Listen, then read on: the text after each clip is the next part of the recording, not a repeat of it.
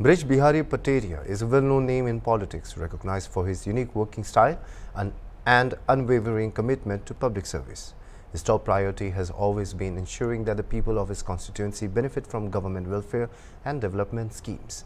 With nearly 45 years of political experience, he currently serves as a BJP MLA from Deori Assembly in Sagar district, Madhya Pradesh. Today, in an exclusive conversation with Hornbill TV, he shared insights into his political journey. Let's hear what Pandit Brij Bihari Pateria had to say to Hornbill TV. Madhya Pradesh की देवरी विधानसभा के विधायक जो पहचान के मोहताज नहीं हैं, आज हम उनसे खास बातचीत में बात करेंगे कि सरकार की जो योजनाएं हैं और किस तरह से ज़मीन पर पहुंचती है और आखिर उनका ऐसा क्या है जो कि कांग्रेस से भाजपा में आने के बाद एक अलग ही पहचान जो कि चमक के साथ दिख रही है। आज हिंदू नया वर्ष भी है और आज उनसे हम खास बातचीत करेंगे। क्या कहना चाहोगे आज इस दिन को लेकर? आज नववर्ष का पहला दिन है। परिवार के दिन से हमारा जो हिंदू नववर्ष कैलेंडर होता है उसका आज पहला दिन है। उसके आप सब लोगों की बधाई और शुभकामनाएं।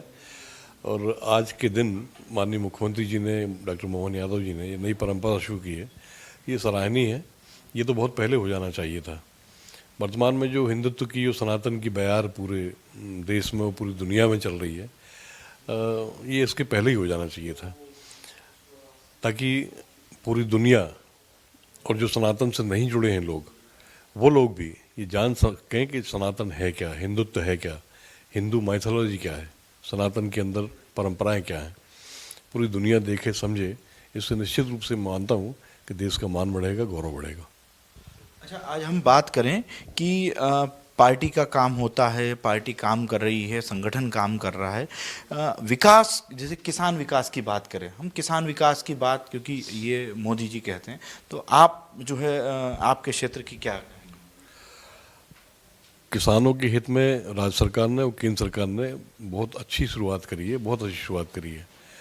पिछले दिनों पे आप नज़र डालेंगे 15 साल पहले की सरकारों के काम पे महीनों आंदोलन चलते थे। हरियाणा हो, चाहे पंजाब हो, चाहे राजस्थान हो, तमाम लोग गाड़ियां भर भर के दिल्ली जाते थे, चक्का जाम करते थे और परेशानियां होती थी। लेकिन केंद्र सरकार ने फसल बीमा योजना सबसे नंबर 1 और नंबर 2 आपके किसान सम्मान निधि, ये 2 योजनाएं जो हैं ये अभूतपूर्व हैं। आज किसान के मन में ये भाव पैदा हुआ है कि भारतीय जनता पार्टी और भारतीय जनता पार्टी के नेता माननीय नरेंद्र मोदी जी, डॉक्टर मोहन यादव जी, माननीय शिवराज सिंह जी जो पहले मुख्यमंत्री थे प्रदेश के, इन लोगों ने किसानों की भी चिंता की है और उनके हित में काम कर रहे हैं। अभी पिछले दिनों मध्य प्रदेश सरकार ने निर्णय लिया है, मैं इसके लिए भी डॉक्टर मोहन यादव जी का बहुत धन्यवाद देता हूँ, बहुत आभार व्यक्त करता हूँ। 5 रुपये में बिजली कनेक्शन देने की बात उन्होंने कही है। ये ऐतिहासिक निर्णय है। सभी किसान भाई उनका एहसान मान रहे हैं, ऋण मान रहे हैं और प्रसन्नता है किसानों इस बात की। दूसरा, जिस क्षेत्र में पूरी दुनिया की नज़रें आज गड़ी हुई, सौर ऊर्जा के क्षेत्र में, उसमें भी बड़े प्रोजेक्ट लाने की बात अभी पिछले दिनों विधानसभा सत्र हुआ उसमें आई है। और बड़े प्रोजेक्ट लगा करके सौर ऊर्जा के, उनसे जो बिजली का उत्पादन होगा उनमें किसानों को भी जोड़ा जाएगा। किसान खुद बिजली पैदा करेंगे, आवश्यकता होगी तो सरकार खरीदेगी और दूसरे उद्योगों को बेचेगी, दूसरे राज्यों को बेचेगी। ये बहुत अच्छी बात है।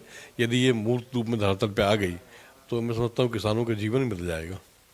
अच्छा, हम बात करें किसानों पे, तो किसानों की बात आपने बहुत अच्छी कही। किसानों से जुड़ा हुआ एक और चीज़ है कि दूध पालन और गाय, इस पर भी सरकार ने एक अनोखा पहल की है, इसे कैसे? ये भी अच्छी पहल है। पशुपालन कृषि और किसानी से जुड़ा हुआ ही मामला है। आज ऐसा कोई किसान परिवार नहीं होगा जिसके घर में 1-2 गाय भैंस ना हो, सभी के घरों में होती हैं। परंतु इसको यदि हम व्यापार या उद्योग की दृष्टि से कायम करेंगे तो निश्चित रूप से किसानों को फायदा होगा। हमारे केसली विकासखंड में, मेरे क्षेत्र में है, वहाँ 4-5 दुग्ध उत्पादन समितियाँ हैं। इतना बढ़िया काम कर रही हैं कि सागर तक उनका दूध जाता है, सागर से भोपाल जाता है और बहुत बढ़िया काम कर रही हैं। उससे लोगों में संपन्नता भी बढ़ी है, लोगों को रोज़गार भी मिला है। और सबसे अच्छी बात जो कृषि के क्षेत्र में है वो ये कि जो एनिमल वेस्ट होता है, गाय का गोबर, गोवंश का गोबर, और उनसे जो खाद और गोकास्ट बनाते हैं उससे न केवल जंगलों का भी संरक्षण हुआ है, जंगल कटना बंद हुए हैं, लकड़ी की आपूर्ति गोकास्ट से हो जाती है, और जो शेष बचता है उससे खेती में देसी खाद जिसको हम लोग बोलते हैं गोबर का खाद वो बनता है, उससे खेती में काफ़ी अच्छा लाभ होगा। अच्छा, हम बात करें अगर तो सबसे बड़ी बात यह है कि चलो किसान की बात हमने की है, युवा और विकास को लेके क्या कहेंगे? युवाओं के लिए बहुत काम किया है प्रदेश सरकार ने, केंद्र सरकार ने। आज खेलो इंडिया खेलो के नाम से एक स्लोगन दिया है माननीय मोदी जी ने। और युवाओं के अलावा आपने क्या बताया? युवाओं के लिए, विकास के लिए बात करें कि आपके क्षेत्र में, क्योंकि विकास लगातार भाजपा की सरकार कर रही है, आपकी सरकार लगातार कार्य कर रही, तो विकास को लेकर जैसे हम विकास की और बात अगर करें तो पहले के मुकाबले आज आप यहाँ से भोपाल जाते हैं तो भोपाल जाने को लेकर पहले समय क्या लगता था और आज क्या है? पानी को लेके बात करें, आने वाला समय में गर्मी के दिन है तो गर्मी में लोगों को पानी की समस्याएं होती, अभी क्या इस चीज़ को देखेंगे आप इतने वर्षों में? प्रत्येक क्षेत्र में तरक्की हुई है, और जब से माननीय नरेंद्र मोदी जी देश के प्रधानमंत्री बने हैं, उन्होंने देश संभाला है, तब से तो अभूतपूर्व प्रगति हुई है, अभूतपूर्व। चाहे सड़कों का मामला ले लें, चाहे बिजली का मामला ले लें, चाहे युवा शक्ति को जागृत करने का मामला ले लें, चाहे नारी शक्ति को जागृत करने का मामला ले लें, सहायता करने की, चाहे किसानी के क्षेत्र में मदद करने की बात करें, हर क्षेत्र में अभूतपूर्व काम हुआ है।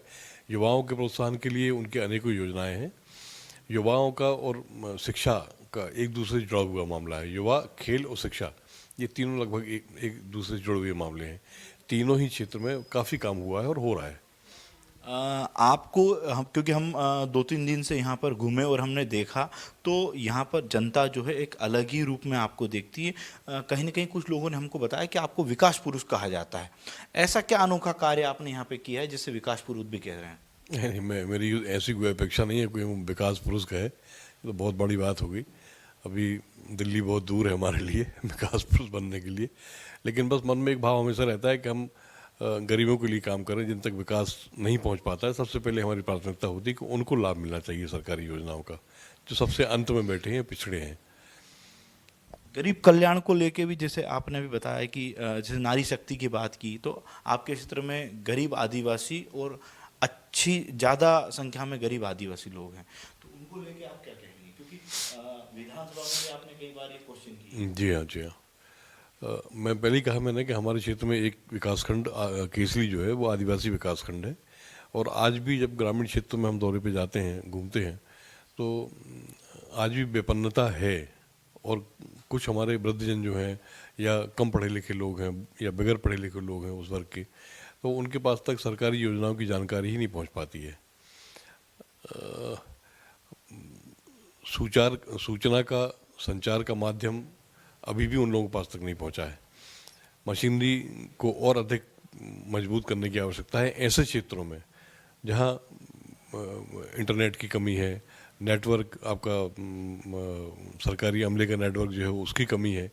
जब तक मेरा एक बात और कहना है, जब से प्रधानमंत्री सड़क आई है तब से हर गांव में सड़कें पहुंची हैं, और मेरा ऐसा मानना है कि विकास हमेशा हवाई रास्ते से नहीं आता, विकास सड़क के रास्ते से आता है। जिस गांव में सड़क पहुंचेगी उस गांव का विकास तो निश्चित है, सुनिश्चित है।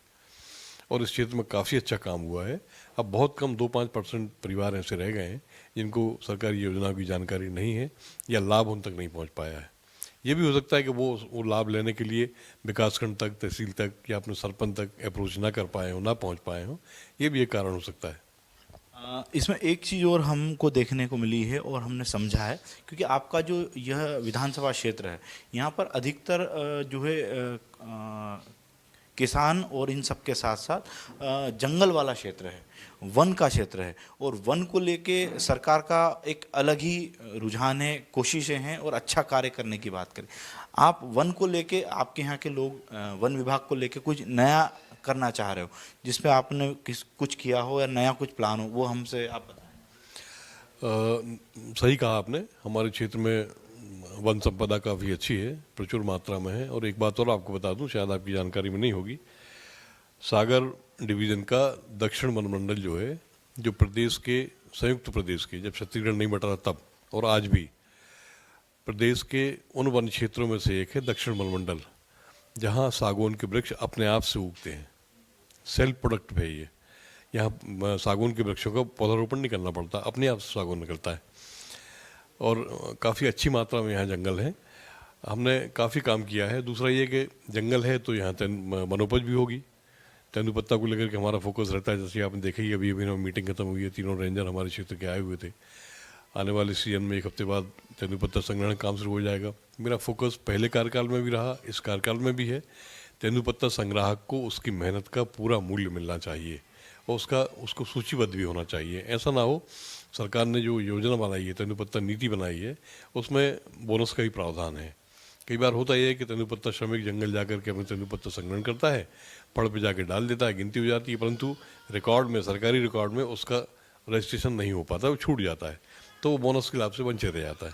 इस पर भी ध्यान देने की आवश्यकता है। मैंने ये सब निर्देश दिए हैं अधिकारियों को। तेंदुपत्ता की बात आपने बहुत अच्छी कही है। तेंदुपत्ता में थोड़ा सा और हमें खुल के बताइए कि इसमें कौन कौन लोग काम करते हैं, रोजगार का इसमें क्या बड़ा योगदान है? ये हमारे आदिवासी भाइयों के, वनवासी भाई कह लें, जो जंगलों में या जंगलों के आसपास रहते हैं उनके लिए इस सीजन का, गर्मियों का, जब रबी फसल कट जाती है उसके बाद रोजगार का एकमात्र साधन है तेंदुपत्ता संग्रहण, एकमात्र, और वनोपज संग्रहण। इसी सीजन में चिरौंजी दाना भी आता है, इसी सीजन में आंवला भी आता है, इसी मौसम में बेल भी आता है। ये सारे वनोपज जो हैं, इनका संग्रहण आदिवासी भाई हमारे कर पाते हैं। उससे उनको न केवल आर्थिक लाभ होता है बल्कि रोजगार भी मिलता है और व्यस्तताएं भी उनकी बनी रहती हैं। ये थे हमारे साथ ब्रज बिहारी पटेलिया जी, जिन्होंने बताया कि विकास को लेकर लगातार मैं मेरे क्षेत्र में लोगों से बात करता हूं, मिलता हूं और किस तरह से उनको शासन की हर योजना उनके घर और दरवाजे तक पहुंचे, उसके लिए मैं तत्पर रहता हूं। हॉर्नबिल टीवी के लिए अमरीश शर्मा, सागर।